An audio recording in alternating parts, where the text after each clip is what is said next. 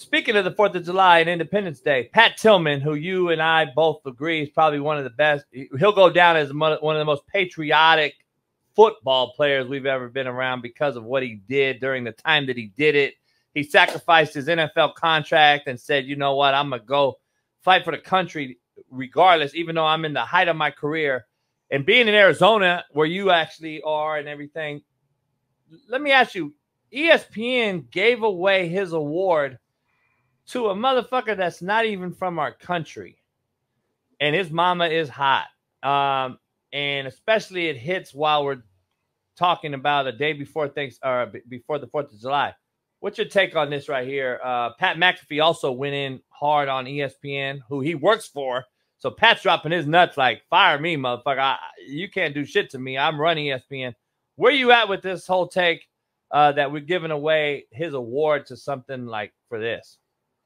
Well, I just feel like his award has become a corporate entity in and of itself. I think if you look at Pat Tillman, I mean, I had the pleasure of, growing up, I moved from Chicago to Arizona and went to high school out here. Pat Tillman was an ASU product. I got a chance to play hoop with him. I got to see his real character and the fabric of the man.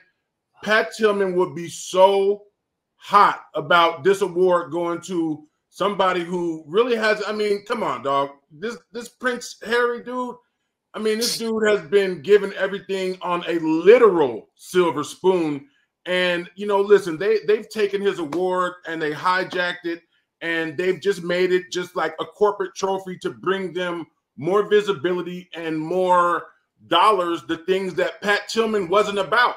He wasn't about visibility. He turned down a $9 million NFL contract to go fight for this country. I mean, that's the epitome of selfless human being, man. And, I've got great memories of him. I used to play hoop with him, and he used to just run down the court side to side with his hair blowing in the wind, just getting rebounds and playing defense, no offense. Pat Tillman was a solid dude, man, and he's dearly missed. Hey, Tank, you know what that's called? It's called white people shit. That's what we do on the hoop court. We can't hang and jump with nobody, so we just go do the hustle shit. Play real hard. Play hard as fuck, man. We get all the brothers mad and shit. Like, motherfuckers just playing hard.